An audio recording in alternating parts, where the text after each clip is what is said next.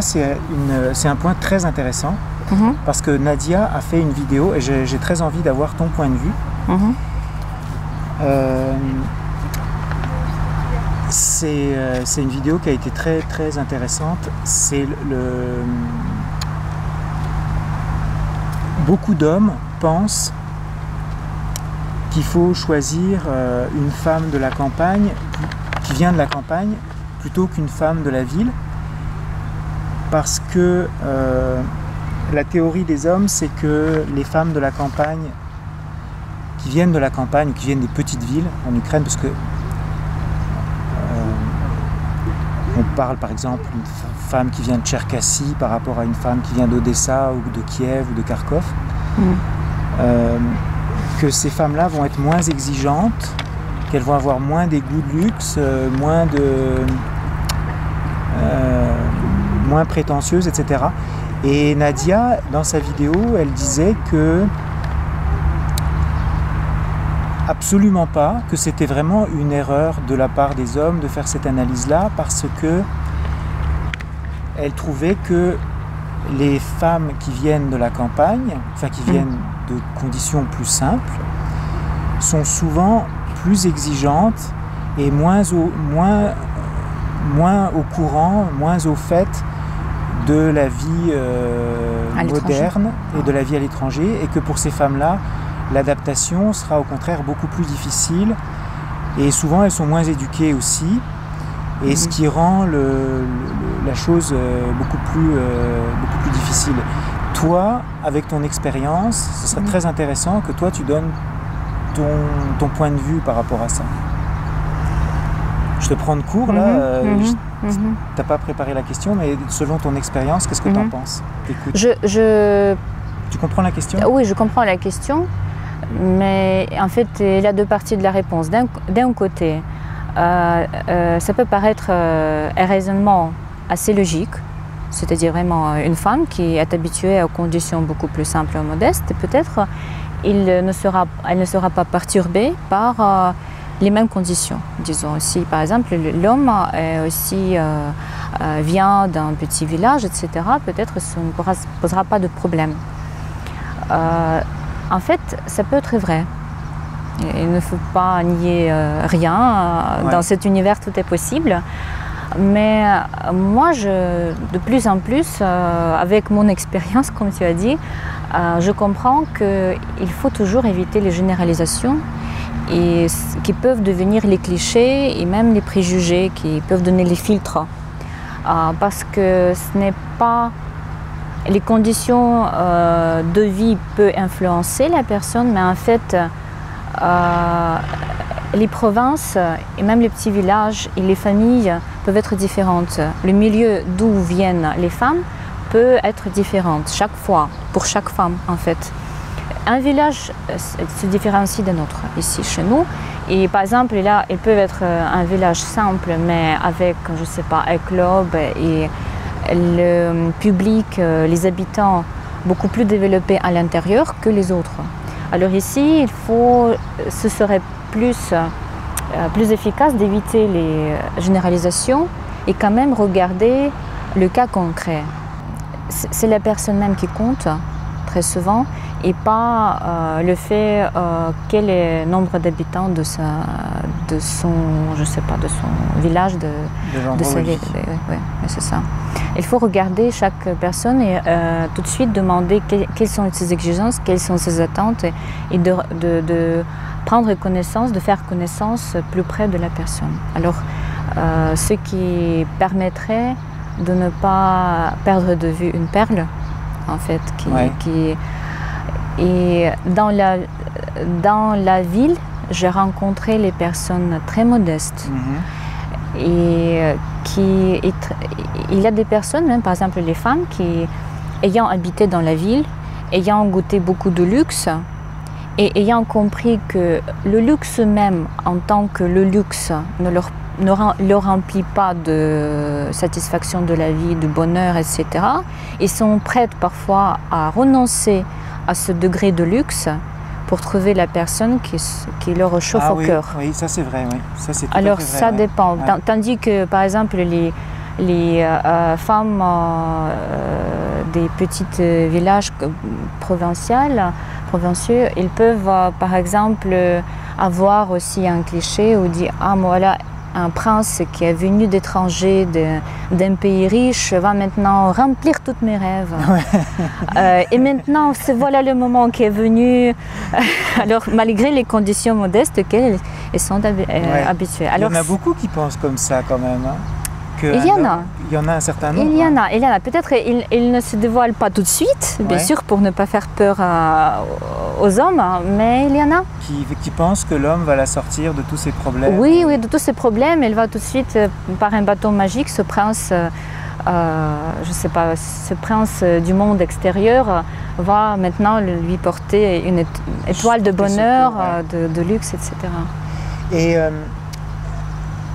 nous, cet été, on a fait le tour des villes pour filmer nos adhérentes. Et Borislava, elle me disait toujours Antoine, ça c'est une femme d'Odessa. Les femmes d'Odessa, c'est terrible, c'est l'enfer. Pourquoi? On s'en sort pas. Et ou ça c'est une femme de Kharkov, elles sont ci, elles sont ça. Et moi je l'écoutais avec un sourire. Et je me disais, c'est simplement, on dit en français, du chauvinisme, parce que Borislava vient de l'ouest, des Carpates. Mais j'ai remarqué, moi, cet été, qu'effectivement, les femmes, nos adhérentes à Odessa, étaient beaucoup plus difficiles, beaucoup plus en moyenne. Hein. Donc là, je fais une généralisation. Je ne suis pas enclin à faire des généralisations habituellement, mais là j'en ai fait une. J'ai remarqué que à Odessa, il y avait effectivement, par rapport à Tcherkassy, par rapport à Dnipro, par rapport à d'autres villes qu'on a faites, on a eu, elles étaient quand même beaucoup plus habituées au luxe, à un certain style de vie, à voyager. Ayant un bon niveau de vie, etc. Toi, en tant que femme ukrainienne, toi, par exemple, tu es originaire de où en Ukraine? Tu viens de Kiev ou je suis née à Dnipro, mais quand j'avais l'âge de 4 ans, mes parents ont déménagé pour Kiev, se sont installés à Kiev. Alors, je peux dire que j'étais élevée et éduquée à Kiev. Alors, mentalement, je suis kievienne. Mais à l'âge de 4 ans, on ne peut pas vraiment différencier quel est le etc. Alors, mais... Toi, qu'est-ce que ça t'inspire? Est-ce que tu es d'accord avec cette réflexion de Borislava ou tu penses que c'est une généralisation?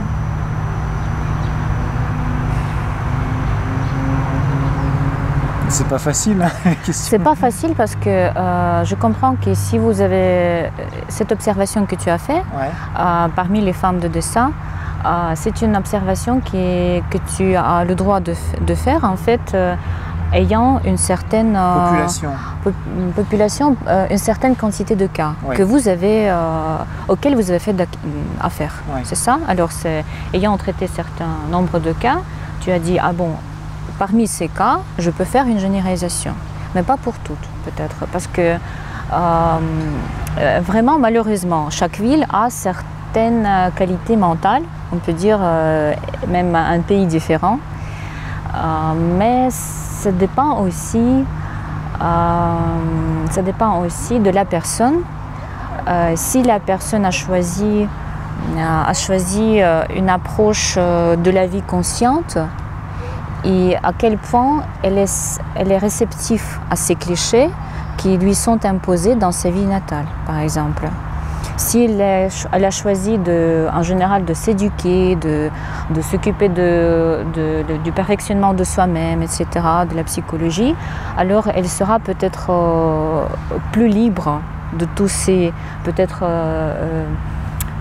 trucs mentaux qui peuvent être, qui lui peut-être peuvent être communiqués pendant son éducation dans cette totalité de vie. Alors ça dépend de la personne. Et si la femme fonctionne au niveau des clichés, en général, au niveau des automatismes dans sa vie, bien sûr, il y a un risque que cette femme sera, comment on dit, zarazhena, sera contaminé oui, par ces particularités pas très positives de telle ou telle ville. Ouais. Peut-être. Ok. Ouais.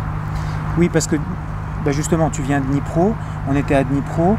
À Dnipro, on avait 40 entrevues. On a 40. On a eu à peu près 1 ou 2 annulations. À Odessa, on avait 50 entrevues planifiées et il y en a à peu près la moitié qui ont annulé. Alors par exemple, elles appelaient et elles nous disaient je suis au travail, je ne me suis pas habillée ce matin, j'ai complètement oublié, je suis en jeans, finalement je ne vais peut-être pas venir, etc. Donc beaucoup de négligence, peu de respect pour nous. Et puis quand elles venaient, c'était vraiment pour nous rendre service et non pas pour se rendre service à elles. Alors qu'à Dnipro, les filles étaient vraiment très responsables, sérieuses.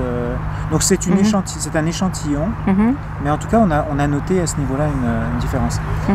Mais je prends note de ta réponse. Effectivement, parce que ça c'est des questions que je pose parce que les hommes me posent beaucoup ces questions. Ok. Donc toi tu dis que il y a une spécificité de la ville et ça dépend à quel point la femme va être intégrée finalement dans la culture de sa ville. Ouais. Et ouais. Oui, parce qu'à Odessa, ils n'ont pas du tout il y a énormément d'étrangers, donc ils sont habitués à rencontrer des étrangers. Ah ouais. Ils sont plus gâtés avec cette attention, cette popularité, quoi, des femmes. Ouais, et ce qui est étonnant, c'est qu'on a Odessa, c'est la ville avec laquelle on a le plus de mariages, pratiquement, de femmes qui viennent d'Odessa. Ah bon? Oui, c'est étonnant, oui. Et pourquoi tu as une explication pour toi-même? Eh bien, Nadia, son explication, que je trouve vraiment très intéressante, c'est que les hommes pensent que si une femme vient d'un milieu simple, qu'elle a jamais voyagé, par exemple, l'homme, c'est le principe de Cendrillon, c'est-à-dire qu'il va chercher Cendrillon, c'est-à-dire qu'il va mettre sa cape de Zorro ou de Superman, il va venir la sauver, lui offrir de découvrir le monde, etc., etc. Et Nadia, elle dit que une femme qui est éduquée, qui a déjà beaucoup voyagé, qui connaît les mœurs à l'Occident, qui connaît qui a déjà elle aussi un bon niveau de vie, qui a une voiture, etc. Elle est beaucoup plus adaptée pour rencontrer un homme à l'Occident parce que pour elle finalement le niveau d'adaptation est plus faible qu'une femme qui n'a jamais voyagé, qui n'est pas éduquée, qui n'a pas d'argent, etc. Pour elle le choc va être trop important. Et c'est ça sa théorie en fait. Et elle pense que c'est pour ça que c'est plus facile pour un homme de rencontrer une femme qui finalement lui ressemble en termes de niveau de vie, de voyage, etc. Qu'une femme qui n'a pas du tout voyagé, qui n'a pas été à l'université, qui n'a pas eu de... Et finalement elle est déracinée et elle perd complètement. Un exemple par exemple qu'elle donne, c'est l'adaptation au prix. Au prix. Par exemple, quand tu vas au marché à Dnipro, les prix sont très bas par rapport à Odessa. Et 1 kilo de pommes de terre, et quand tu vas à Montréal, c'est multiplié par, je sais pas, peut-être par 10 les prix par rapport au marché de Dnipro. Donc il y a finalement alors que Odessa ça coûte pratiquement le même prix qu'en France ou qu'au Canada, les appartements, le coût de la vie est pratiquement le même qu'en Occident. Donc le choc est très fort pour une femme qui n'a pas l'habitude. Elle va être complètement et finalement elle va perdre la valeur de l'argent. Tu comprends ce que... Oui, mais c'est le choc, c'est-à-dire le choc lié à la prise de conscience aux environnements, mais est-ce que la valeur de la personne, de l'homme qu'elle a trouvé, est-ce que ça ne domine pas ce choc aux environnements, non? Ça ne prévaut pas? Ne prévaut pas.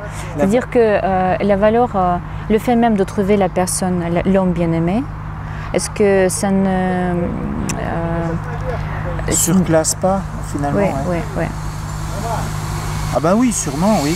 Oui, parce qu'on a aussi des mariages avec des femmes de Zaporogier, par exemple, qui est beaucoup plus pauvre. Oui, c'est du cas par cas. Effectivement, toi, ce que tu veux dire, c'est que l'amour, finalement, dépasse ces questions-là.